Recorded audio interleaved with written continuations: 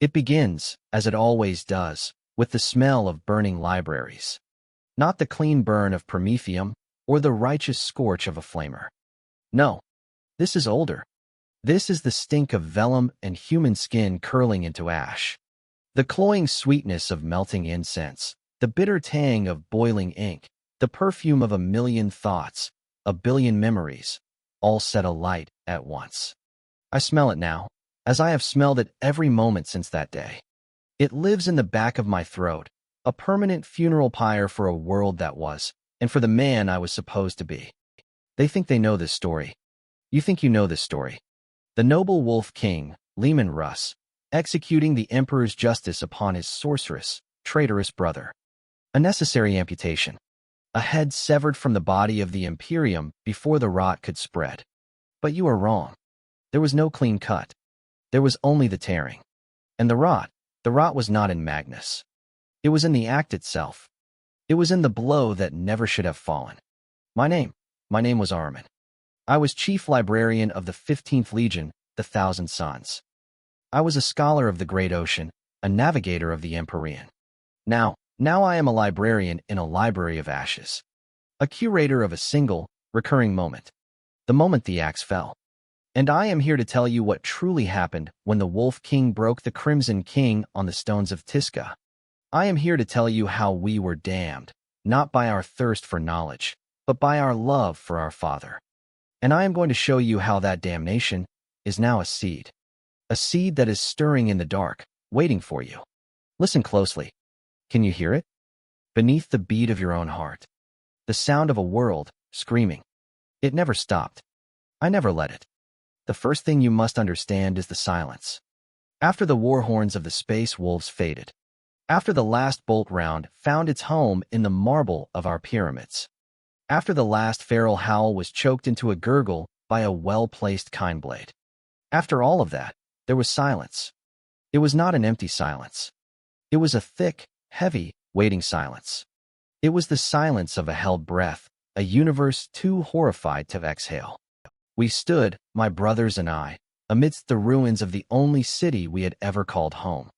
Tisca was a jewel of learning, a city of crystal spires and winding streets that held more knowledge than any other world save for Terra itself. Now, it was a graveyard of broken dreams. The air shimmered with heat haze and the last dregs of unleashed psychic power. The ground was not stone and soil, but a fine, gray powder, the pulverized remains of books, of scrolls, of us. And in the center of it all, in the great central plaza before the pyramid of Photep, was the epicenter of the silence. The place where the world had been cut in two. He was on his knees. Magnus the Red. My father. My Primarch. His great, cyclopean form was broken, his crimson armor scarred and cracked, one of his magnificent wings torn and hanging limp.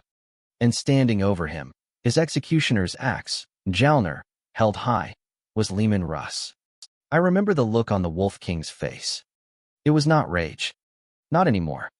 It was a grim, terrible certainty. A butcher's resolve. He believed, with every fiber of his being, that he was right. And that is what made it so utterly horrifying. Magnus did not look at the axe. He did not look at Russ. He looked at us. At his sons. His single eye, burning with a soft, sad light, swept across our ranks. There was no fear in it. Only a profound, galaxy-shattering sorrow. And an apology. Russ spoke. His voice was a graveled growl, stripped of all its familiar, wild poetry. It was the voice of a judge reading a sentence. For the crime of sorcery, he intoned, the words falling like stones. For the crime of treachery against the Imperium of man. For the crime of consorting with the powers of the warp. By the command of the Emperor of mankind, I, Leman Russ, Primarch of the 6th Legion, sentence you to death. Magnus closed his eye, and the axe fell. It did not fall with a thunderclap. It did not fall with a flash of light. It fell with a sound I have no words for. It was the sound of a symphony stopping on a single, discordant note. It was the sound of a mirror shattering, not into 1,000 pieces, but into 1,000,000, each one reflecting a different, terrible future. It was the sound of a door the greatest and most magnificent door you can imagine, being slammed shut, locked, and the key being melted down in a furnace. The blade did not simply cut through flesh and bone. It cut through possibility. It severed the thread of a destiny that was meant to guide humanity into a golden age of psychic awakening. I felt it. We all felt it. A psychic shockwave, silent and invisible, erupted from that spot. It did not shatter pyramids. It shattered futures. The silence that followed was even deeper. It was a vacuum, sucking all sound, all hope from the world. Russ wrenched his axe free. He stood over the body of his brother, his chest heaving. He looked old, diminished, as if in killing a part of the Emperor's dream, he had killed a part of himself. He looked at us, the 1,000 suns, standing frozen in our grief. He saw the psychic fire that wreathed us, not in attack, but in a helpless, agonized corona of loss. He could have given the order. One word, and his wolves would have finished it. The extinction of the 15th Legion. A clean, if bloody, end. But he did not. He turned, his armor scraping against the silence. "The deed is done," he growled, his voice barely a whisper, yet it carried across the plaza. "The Legion is broken. Let them rot with their dead city and their dead dreams." He led his wolves away. They left us there, standing vigil over the corpse of our father, in the ruins of our world, beneath a sky that would never again look the same. That was the mercy he showed us. The mercy of living. It was the cruelest thing he could have possibly done. The days that followed, they bled into one another. A gray, endless cycle of dust and silence. Our first ritual was the preservation of the body. We could not bury Magnus. The earth of Prospero was no longer worthy of him. And we could not cremate him. The memory of the burning libraries was too fresh, the smell still clinging to our armor, our skin, our souls. So we built a tomb. Not in the earth, but in the sky. We used the shattered remnants of the pyramid of Photep, the great psychic resonator that had been the heart of our power. With minds numb with grief, we levitated the great blocks of stone, weaving them back together not with mortar, but with willpower and memory. It was a brutal, draining labor. A psychic wound kept open and raw. We placed him within a sarcophagus of pure, polished obsidian, carved with every protective rune, every warding sigil we had ever devised. We sealed him inside, at the very apex of the reconstructed pyramid. He would be our eternal, silent king, looking out over his dead kingdom. But the silence did not last. It started with whispers. At first, we thought it was the wind whistling through the new cracks in our city. But the wind does not speak your name. The wind does not quote from texts you thought were lost in the fires. The wind does not weep. It was him. It was Magnus. His physical body was dead, slain by the Emperor's own executioner. But a being of such immense psychic power, such a being does not simply cease. His consciousness, his magnificent, shattered mind, had been blown apart like a star going supernova. The fragments of him were everywhere. In the stones. In the dust. In the air we breathed. In us. We would be sorting through the ashes of a library, trying to salvage a single, legible sentence, and we would hear his voice, a faint echo from a world away. "Armin, my son, do you remember the theorem of synchronous resonance?" We would be standing watch on the broken walls, staring out at the empty sea, and we would feel a phantom hand on our shoulder, a warmth that was gone as soon as it was registered. Phantasmagoria. We were haunted by the ghost of our father. And it was not a gentle haunting. It was the desperate, clawing presence of a god that had been disassembled, its parts still trying to function, to cohere. His grief was a tide that washed over us in our sleep. His rage at the betrayal was a fire that simmered beneath the surface of our world. His love for us was a pain that was sharper than any blade. Our daily life became a ritual of listening, of tending to this ghost. We would gather in the great plaza, the very spot of the regicide, and we would listen. We would open our minds, not to the great ocean as we once had, but to the psychic static of our dead world, trying to find a pattern, a message, a purpose in the chaos. It was I, Armin, who first proposed the great work. We could not bring him back. That was a fantasy. The body in the obsidian coffin was a hollow shell. But what if we could reassemble his consciousness? What if we could gather the shards of his soul, scattered across Prospero and the warp, and weave them back together into a coherent whole? A new Magnus. Not in body, but in spirit. A guiding intelligence for our lost legion. It was a beautiful, terrible idea. A work of pure, desperate love. It became our new religion. Our new obsession. We became archaeologists of a ghost. We developed new rituals, new disciplines. We would focus our combined will on a single, remembered aspect of our Father, his wisdom, his curiosity, his courage, and we would psychically call to the corresponding fragments in the ether. It was like trying to reassemble a shattered stained glass window from a million pieces, blindfolded, with only the memory of its beauty to guide us. And sometimes it worked. A flicker of coherency would manifest. A brief, brilliant spark of the Magnus we knew. We would bask in its light, our hearts aching with a hope so painful it felt like dying. For a few precious seconds, our Father was with us again. But the warp is not a neutral medium. It is a realm of emotion, of belief, of predation. And we were broadcasting a powerful, consistent signal, grief, love, and a desperate, clinging need. We were laying a feast for the things that swim in the deep. The first betrayal was subtle. We were in the middle of a summoning ritual, focused on our Father's love of knowledge. The air in the chamber grew thick, sweet with the smell of ozone and old parchment. A figure began to coalesce in the center of our circle. It was Magnus, tall and proud, his eyes shining with intellectual fervor. He spoke, "My sons, you have done well. You have persevered. The path to enlightenment is paved with sacrifice." It was his voice. It was his cadence. We wept with joy. Then he continued, "But you cling to old forms. The flesh is weak. The mind is all. To truly honor me, you must shed your mortal shells. Become as I am now. Pure thought. Pure will." A cold dread trickled down my spine. This was not right. This was not the Magnus who had wept for the flesh change that afflicted our legion. This was not the Father who had valued the human experience in all its flawed beauty. "Who are you?" I asked, my voice trembling. The figure smiled. It was Magnus' smile, but it was stretched too wide, showing too many teeth.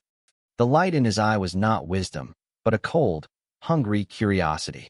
"I am the echo of your desire," it whispered, its voice now a chorus of 1,000 hissing things. "I am the answer to your prayer. Let me in." The thing unraveled in a blast of psychic force that threw us all back, our minds seared with alien laughter. We had not summoned a fragment of Magnus. We had attracted a predator.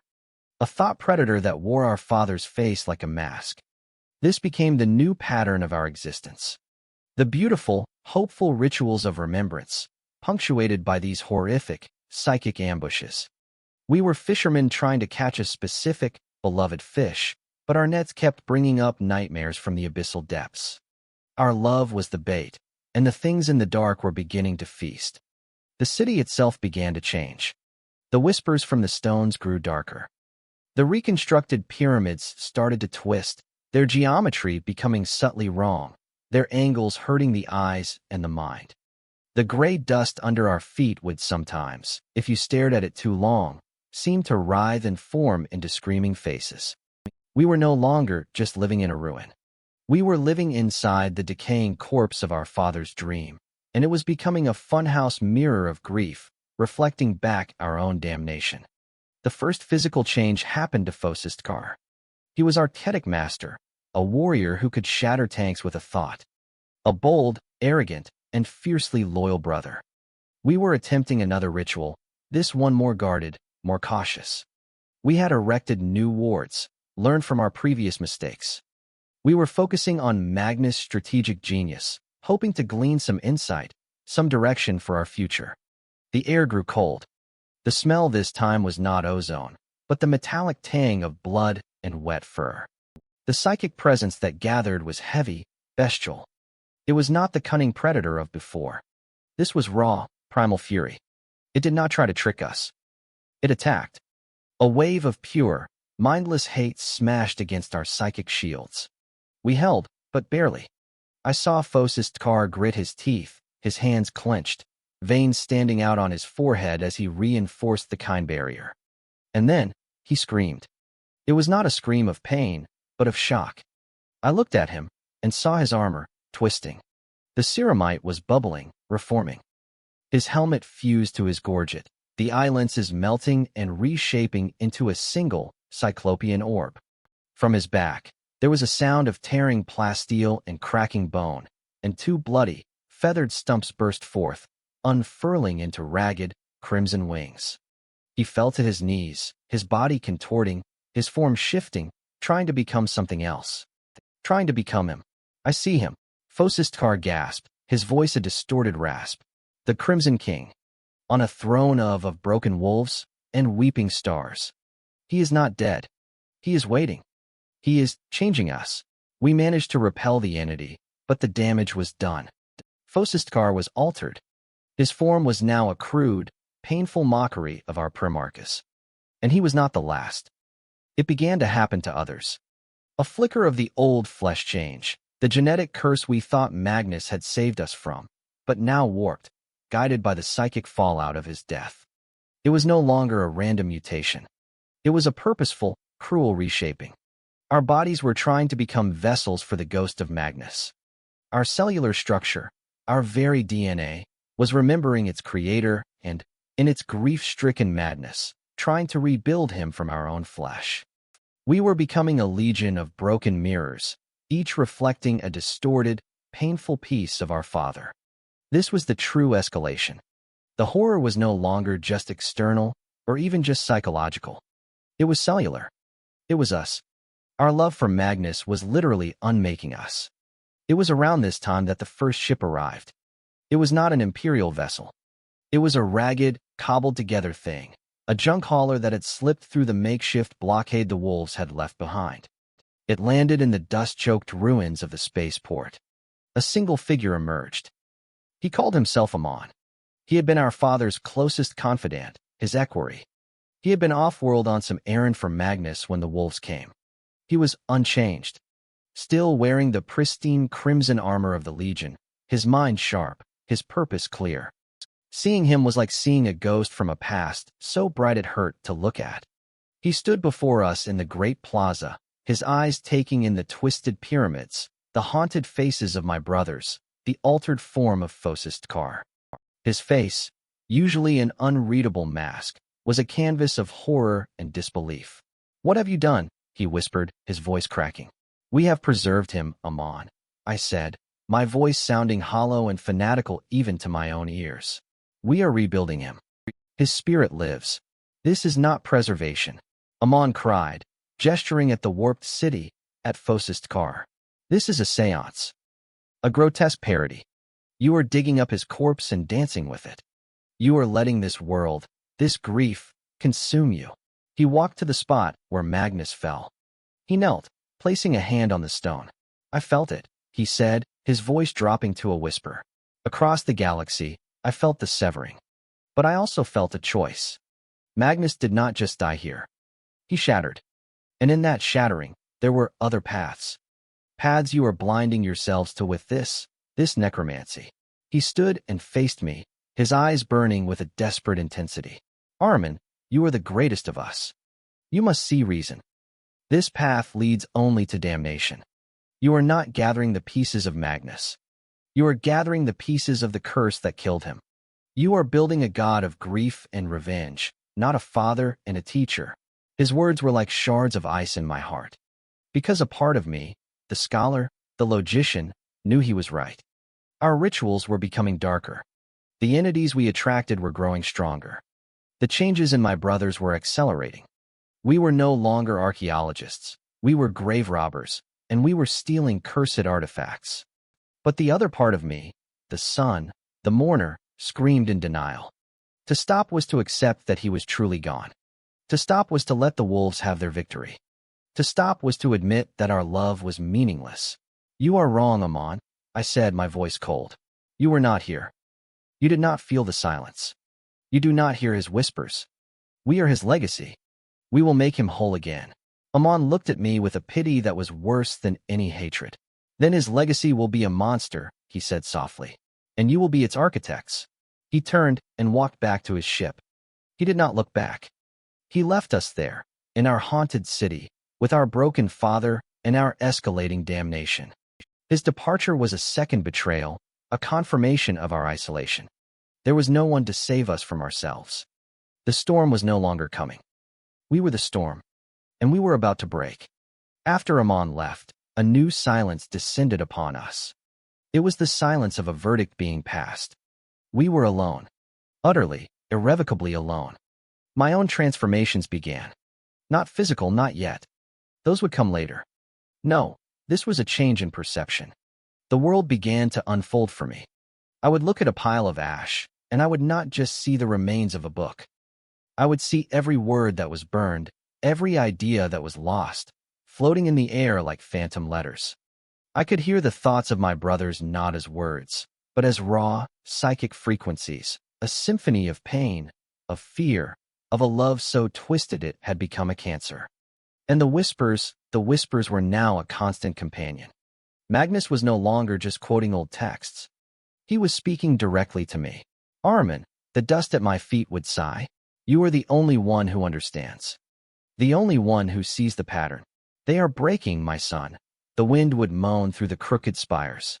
Their forms cannot hold my light. They are flawed vessels. But you are strong. Your will is an anchor. The Wolf King thought he was ending a line. A drop of condensation would hiss on the cold obsidian of the tomb. But he was only pruning a branch. The root goes deeper. The tree is waiting to bear a new fruit. A terrible, beautiful fruit. I began to spend more and more time alone, in the highest chamber of the pyramid of Photep, just below the sealed tomb. I would sit in the center of the floor, surrounded by the few priceless tomes we had saved from the fires, and I would listen.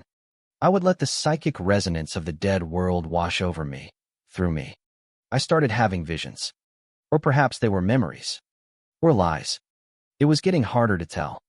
I saw the Emperor and Magnus, in the days before the Great Crusade. They were not in a laboratory, but in a garden of light on Terra. The Emperor was not a warlord, but a teacher. Magnus was his most gifted student. The power of the warp is a sea, my son, the Emperor said, his voice not of thunder, but of infinite patience. And humanity is learning to swim. But there are currents in that sea. Leviathans in the deep. Some are to be studied. Others must be caged. But knowledge is the right of all sentient beings, Father, Magnus replied, his youthful face alight with passion. To cage a truth is to commit a sin against the universe itself. Some truths are weapons, the Emperor said, his face sad. And some knowledge is a poison. The path you walk is narrow. One misstep, and you will not drown alone. You will pull all of humanity down with you. The vision shifted. I saw the moment of Magnus' folly, his desperate attempt to breach the webway and warn the Emperor of Horus's betrayal. But in this version, I saw something new. As his psychic form shattered the Emperor's wards on Terra, I didn't just see an accident. I saw a guidance.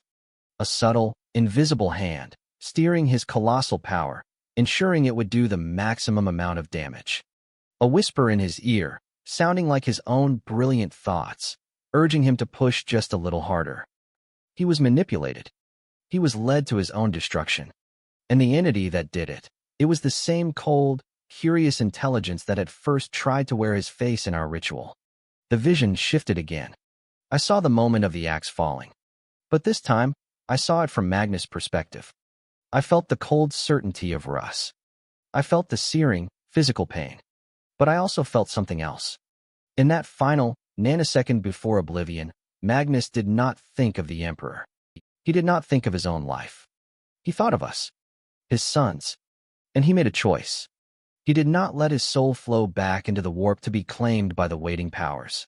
He did not try to fight. He shattered himself. Deliberately. A controlled, psychic disintegration. He broke his magnificent consciousness into 1 billion pieces and cast them out, not randomly, but with purpose.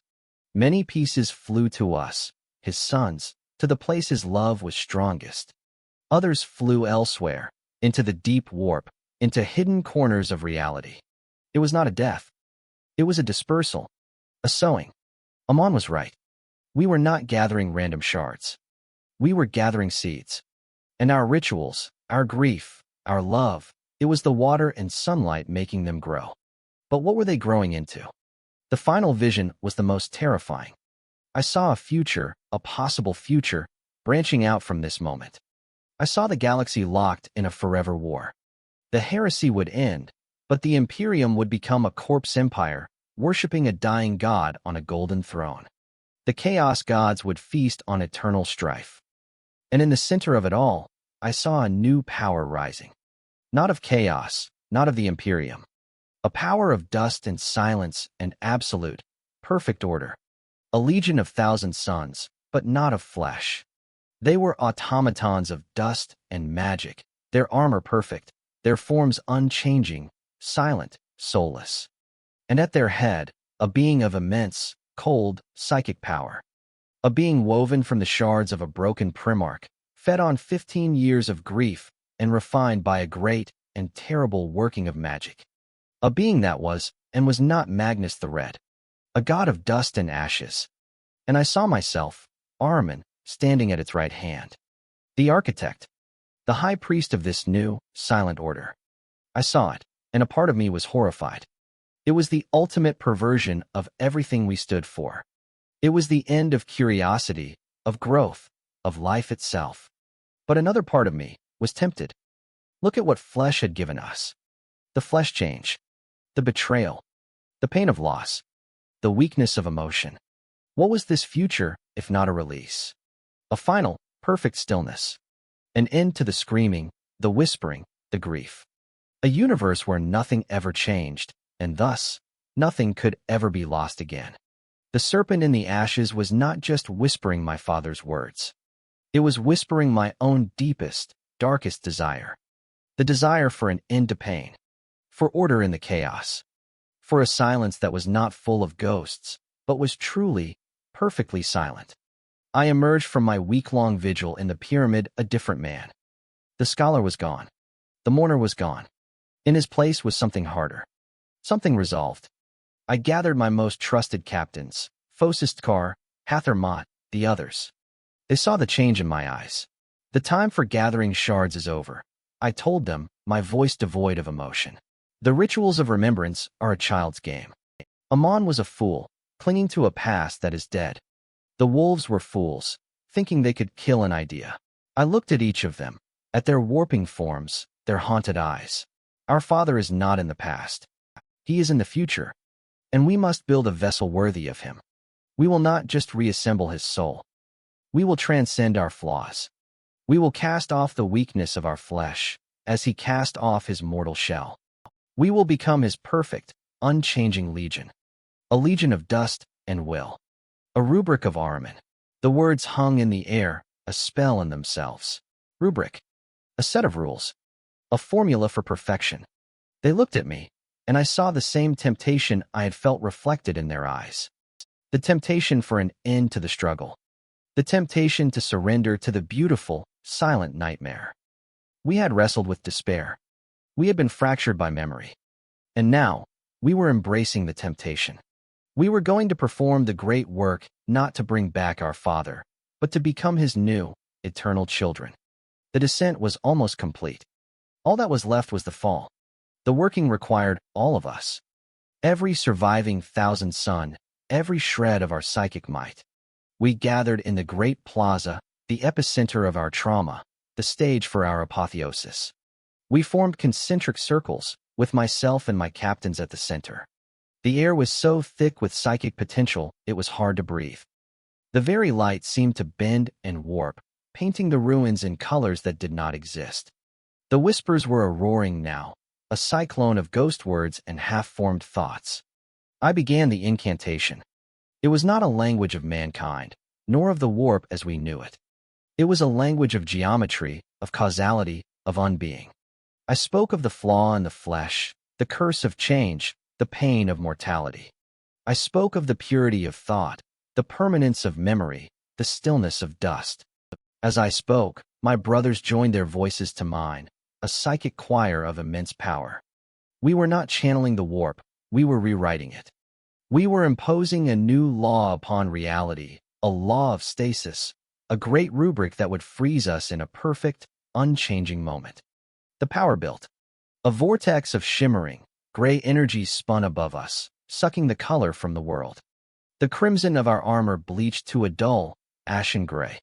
The vibrant psychic auras of my brothers were drawn out of them, swirling into the vortex. I saw Fosistkar, his body still twisted, look up at the gathering storm, his face a mask of ecstatic release. The city around us began to dissolve. The twisted pyramids crumbled, not with a crash, but with a sigh, collapsing back into the fine, gray dust from which they came. The very stones of Tisco were unmade, their history, their memory, erased. This was the true horror. We were not just casting a spell on ourselves. We were uncreating our world. We were burning the final book, scattering the final ashes. The vortex reached its peak, a silent, screaming eye of absolute stillness. And then, I spoke the final word of the rubric. A word of unbinding. A word of ending. The energy collapsed inward. It did not explode. It imploded, with a force that was not physical, but metaphysical. A wave of absolute silence rolled out from us, and where it passed, my brothers changed. I saw it happen to Hathermot. He was in mid-chant, his form already subtly altered by the lingering flesh change. The wave of gray energy touched him, and he froze. Not like a statue, but like a photograph. His vibrant, living flesh hardened. The color drained away, leaving a dull, matte gray. His body stiffened, locked in place. The light in his eyes, the intelligence, the curiosity, the pain, was snuffed out. It was not death. It was erasure. A puff of crimson dust, the last vestige of his soul, puffed from the joints of his armor and was gone, sucked up into the vortex. All that was left was a suit of power armor, perfect, pristine, and utterly empty. One by one, all through the ranks, it happened. A great sigh of release, a puff of crimson dust, and then nothing. A hollow shell. A perfect, silent warrior of dust and magic. The rubric was working. It was curing the flesh change by annihilating the flesh. It was ending the pain by annihilating the soul. I looked at my own hands, waiting for the transformation, the release. But it did not come. The power swirled around me, the core of the spell, but it could not touch me. My will, my sense of self, was too strong. The rubric I had designed to save us all could not save its architect. The vortex above us, now bloated with the stolen souls of my entire legion, began to coalesce. The billion shards of Magnus we had gathered, the 15 years of grief, the love, the rage, the betrayal, the whispers, all of it was drawn into that swirling mass of power, refined by the cold, perfect logic of the rubric. It began to take shape. It was not the Magnus I remembered. It was vast. It was silent. Its form was of shifting, shimmering dust, held in the rough shape of a Primarch. It had a single, cyclopean eye that burned with a cold, gray light, the light of dead stars and frozen time. It was a god of ashes, a god of things that are no more. The Magnus Malficarum was dead. The Crimson King was dead. This was the king of dust. It looked down at me, its gaze devoid of love, of recognition, of anything I could understand as emotion. It was a force of nature, a law of reality, the embodiment of the silence after the axe fell. And then it spoke. Its voice was the sound of a billion grains of sand scraping against each other, forming a word that was not a sound, but a concept drilled directly into my mind. A Herman. It was not my father's voice. It was the voice of the city, the voice of the ashes, the voice of my own damnation. You have built the cage. Now you must bear the key. It gestured with a hand of swirling dust, and I felt a final, terrible transformation. Not of my flesh into dust, but of my soul into a focal point. A lodestone. The one living being bound eternally to this new god. Its prophet. Its keeper. Its prisoner. The last of the vortex collapsed into the form of the Dust King, and it was done. I stood alone. Alone in a featureless, gray plain. The city of Tisco was gone. The pyramids, the tombs, the ruins, all gone, ground down into fine, uniform dust. The sky was a flat, lifeless gray. There was no sound, no wind, no whisper. And surrounding me, standing in perfect, silent ranks, were the 9 legions of the 1,000 suns. 9,000 suits of perfect, unblemished power armor, each one filled with nothing but dust and the faint, ghostly echo of a spell. They were still. They were silent. They were waiting. My legion. My perfect, unchanging rubric. I had ended the flesh change. I had ended the pain. I had given them the order they craved. I had saved them. And in doing so, I had murdered every single one of them. The king of dust regarded me for one more, endless moment, and then it dissolved. It flowed away into the nothingness, a part of the silence now, its presence a permanent, cold pressure at the back of my skull. It was out there, in the warp, in reality, a new and terrible constant in the universe. I was left with my silent, dust-filled children, on a world that was now just a ball of ash, beneath a sky that had been scrubbed clean of stars. I began to walk. There was nowhere to go. But I walked. And as I walked, I realized the final, exquisite cruelty of my damnation. The smell was gone. The smell of burning libraries, the scent that had been my constant companion, the funeral shroud of my old life, it was gone. Replaced by the clean, sterile, empty scent of nothing. I would have given anything, to smell that burning one more time. So you see, you who listen in the dark, thinking this is just a story, you are wrong. This is a confession. And a warning. The Wolf King thought he was killing a monster. But a monster can be fought. A monster can be understood. What he created was not a monster. He created a vacuum. And nature abhors a vacuum. He killed the Crimson King, and from the ashes, we built a god of dust. And this silence, this perfect, endless silence, it is not empty. It is hungry. It is a seed, and it has been sown. Not just here, in this dead place, but everywhere. It is in the quiet moments of your life. In the space between one heartbeat and the next. In the dust motes dancing in a sunbeam. It is the silence at the end of a story. It is the peace you crave after a long and painful day. It is listening to you now. It finds your grief delicious. It finds your longing for order irresistible. You think the horror is in the axe, the fire, the scream? No. The true horror, the eternal horror, is in the silence that comes after. So the next time you are alone, and the world goes quiet, listen carefully. Listen for the whisper of dust settling. It is the sound of a god learning your name. It is the sound of a god learning your name. It is the sound of a god learning your name.